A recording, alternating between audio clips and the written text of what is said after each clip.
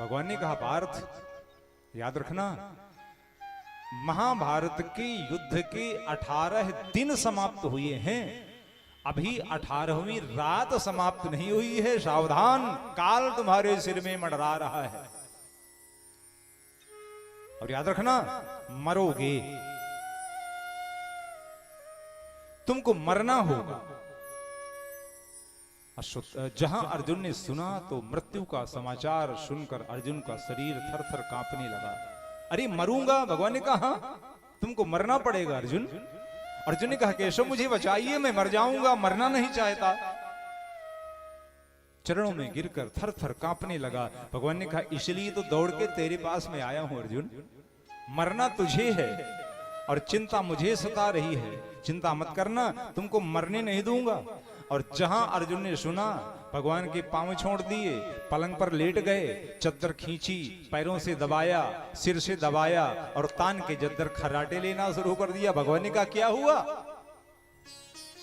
अर्जुन ने धीरे से सिर निकाला, केशव मरना मुझको है और चिंता आपको है।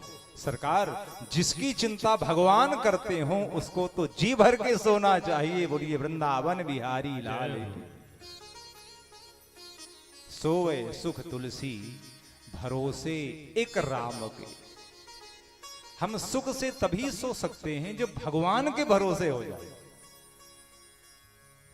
मुझे कल ऐसा करना है, ये काम है। याद रखना, रात में 11 बार नींद टूटेगी। 12 बजे, फिर 1 बजे, फिर 2 बजे, हर घंटे में नींद टूटेगी। क्यों? क्योंकि मैं ये सोच रहा हूं ना, मुझे करना है। और अगर भगवान को सौंप दिया, प्रभु जो भी करना है तुझे करना है, सरकार सवेरे जगा देना मन हो वरना सोता रहूंगा। भगवान फिर 5 बजे जगाएंगे, चल बेटा उठ काम कर। सोवे सुख तुलसी भरोसे एक राम के।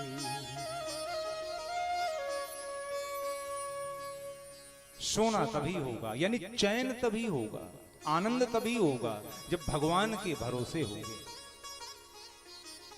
थोड़ा विचार करिए, आदमी के पास आज के जमाने में सब कुछ है, पैसा तो बहुत है, बहुत है, खूब कमा रहा है, घर है, बंगला है, फर्नीचर है, गाड़ी है, बच्चे हैं, परिवार है, ऑफिस है, सब कुछ है। पर कभी विचारिएगा, एक चीज नहीं है, आदमी की जिंदगी का चैन कहीं चला गया। कहें तो आदमी बेचैन हो गया है और इसलिए जिंदगी चलती नहीं है जी। अरे एक छोटी सी साइकिल बिना चैन के नहीं चलती है, इतनी बड़ी जिंदगी बिना चैन के कैसे चलेगी? चैन जरूरी है, चैन।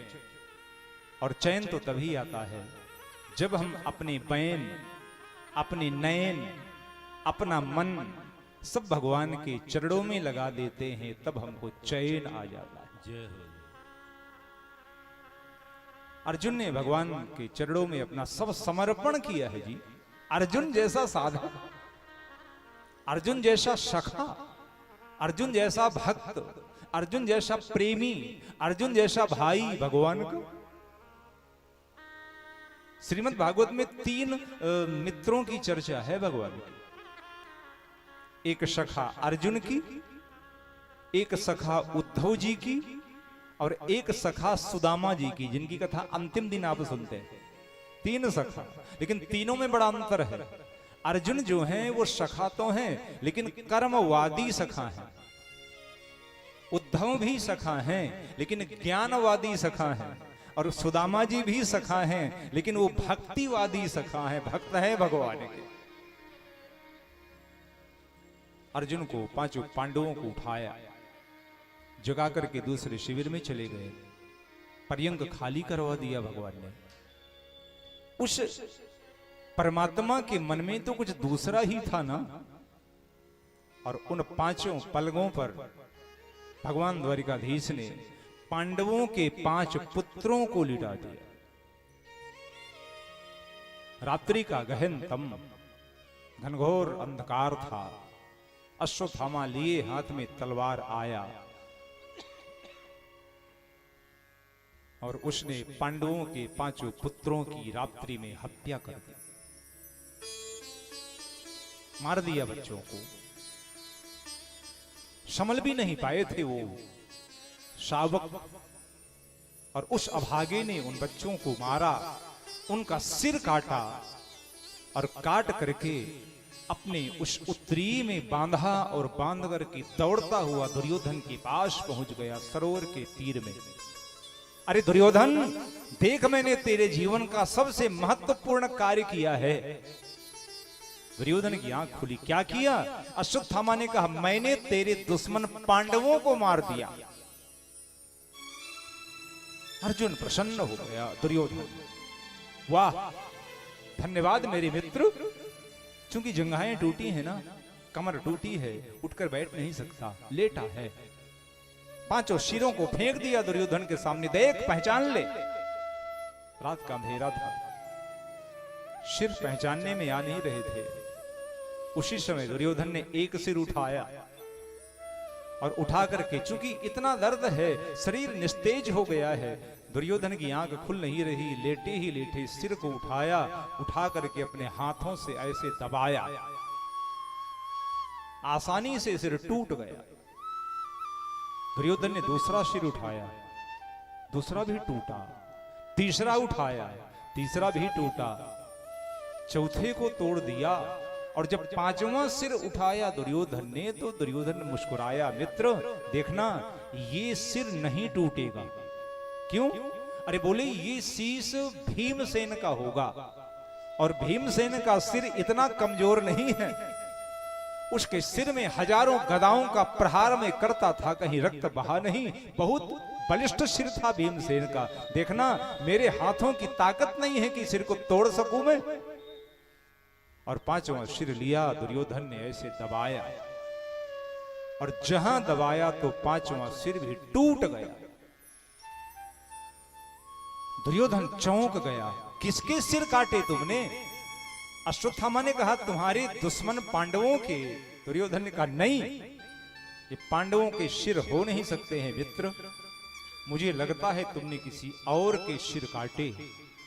और वार्तालाप करते करते सुबह हुई, और सुबह की भोर के उस प्रकाश में दुर्योधन ने देखा, पांडवों के सिर नहीं, उनके पुत्रों के सिर काट के धोखे से ले आया है। और जहां दुर्योधन ने देखा तो दुखी हो गया, और इसी शुभ दुख की संधि में दुर्योधन के प्राण निकल गए। दुर्योधन मृत्यु को प्राप्त हो गया। और इधर भोर हुई हस्तिनापुर के उस रनिवास में, जहां रात में माता द्रौपदी ने अपने 5 पुत्रों को लिटाया था। कच्छ में गई, देखा तो 5 पुत्र नहीं है, कच्छ खाली है। दौड़ करके बाहर निकली, मेरे पुत्र कहां गए? शायद अपने पिताओं के पास में होंगे। द्वारपालों ने देखा, प्रणाम किया। राजमाता, कहां है मेरे पुत्र? बोले, इस शयन कक्ष में है। द्रौपदी पहुंची, पुत्रों के शयन कक्ष में प्रवेश किया। घोसी, देखा 5 पुत्र के सिर में चादरें पड़ी हैं। समझ नहीं पाई। इतने में द्रौपदी को लगा, पैरों के नीचे कुछ गीला सा लगा, और जैसे ही नजर नीचे डाली तो देखा पूरे कमरे के धरातल में, फर्श में रक्त भरा हुआ, खून ही खून है। और द्रौपदी ने जहां रक्त को देखा कांप गई। ये किसका रक्त होगा?